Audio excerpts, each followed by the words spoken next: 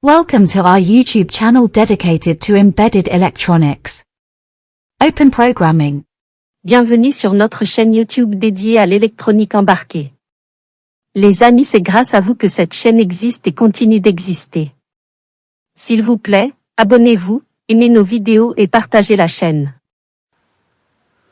Chers amis, bonjour, j'espère que vous allez bien. Content de vous retrouver de nouveau sur ma chaîne YouTube.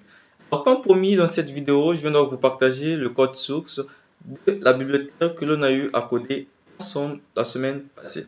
Alors, je dis ensemble parce qu'on l'a vraiment fait ensemble. Donc, je l'ai codé en temps réel, en même temps que je parlais. Donc, voilà un peu. Donc, là, je viens donc d'acheter les fichiers dans mon GitHub. Donc, tout juste au niveau donc, de la description de la vidéo, vous allez donc retrouver le lien GitHub qui va donc vous permettre de télécharger le code source. Donc, il y a eu quelques commentaires comme promis. J'avais dit que je devais ajouter des commentaires et tout. Et donc, vu que je faisais la vidéo en direct, donc mettre des commentaires, tout ça là, ça allait prendre du temps. Donc, on va voir les fichiers tout juste après. Donc là, on est donc sur mon GitHub. Donc, le lien est dans la description. Donc, j'ai eu à ajouter quelques fichiers, les fichiers README. J'ai juste eu à structurer un peu les fichiers. Donc, il y a un programme de démonstration qui est là. Voilà, ça met un peu du temps pour s'ouvrir. Je crois que c'est là. Donc là, c'est un programme de démo qui est là. Ça va s'ouvrir. Ouais.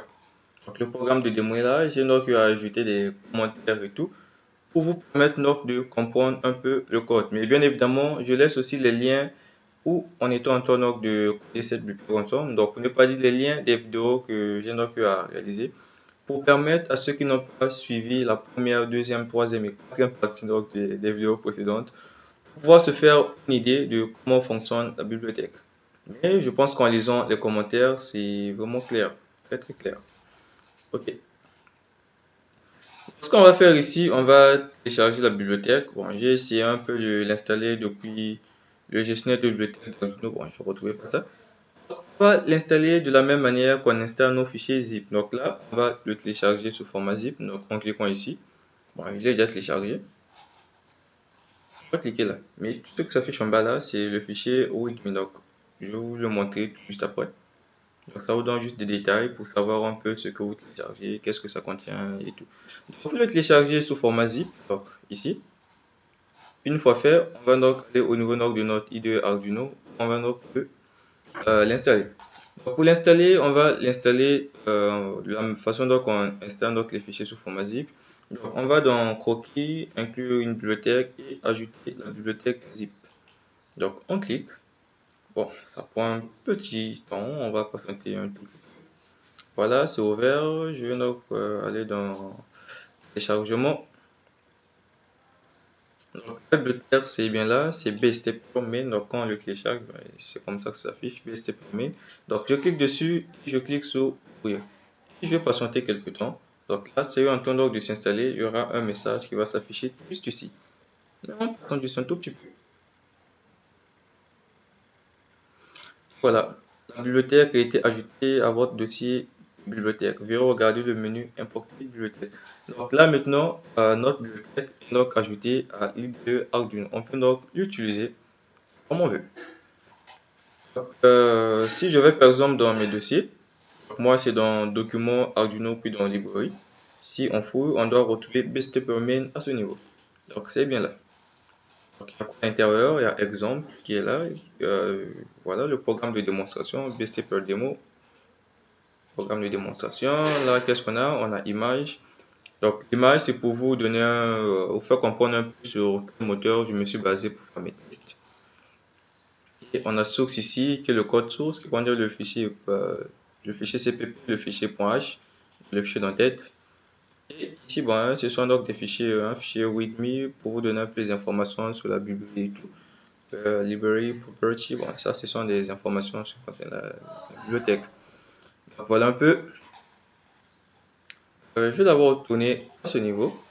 Donc, pour inclure, on peut par exemple aller dans le croquis plutôt, inclure une bibliothèque.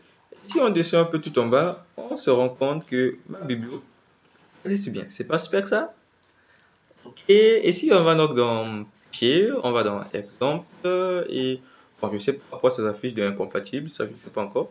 Mais si on va dans incompatible ici, tout en bas, on a BST Perl et on a notre programme de démonstration.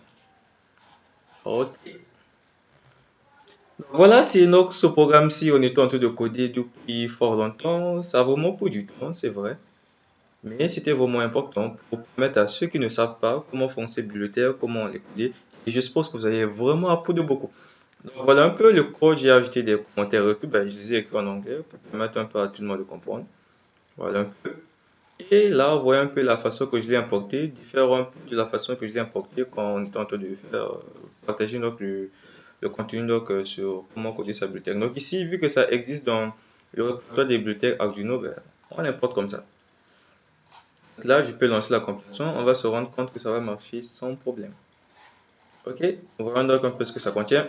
Juste à titre de rappel, donc là c'est le fichier de démonstration. Voici un peu ce que ça contient. Le programme, j'ai déjà eu à parler de ça dans les vidéos précédentes. Les liens, je vous les laisse en description. On a le fichier CPP ici. Évidemment, j'ai donc ajouté des commentaires compromis.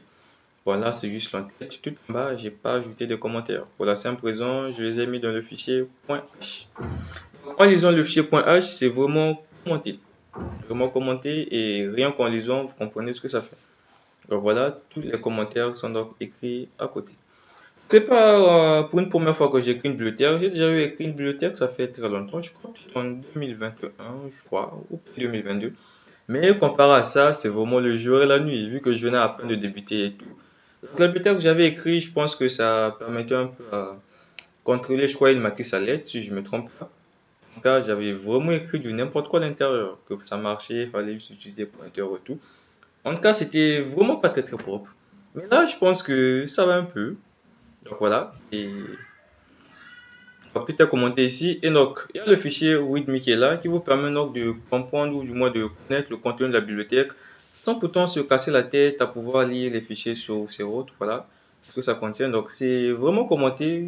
Si vous comprenez un tout petit peu l'anglais, je pense que c'est très clair. Et même si vous ne comprenez pas vraiment l'anglais aujourd'hui avec des histoires d'intelligence artificielle et tout, des traducteurs et tout, vous prenez, vous faites un copier-coller et ça va vous le traduire dans votre langue.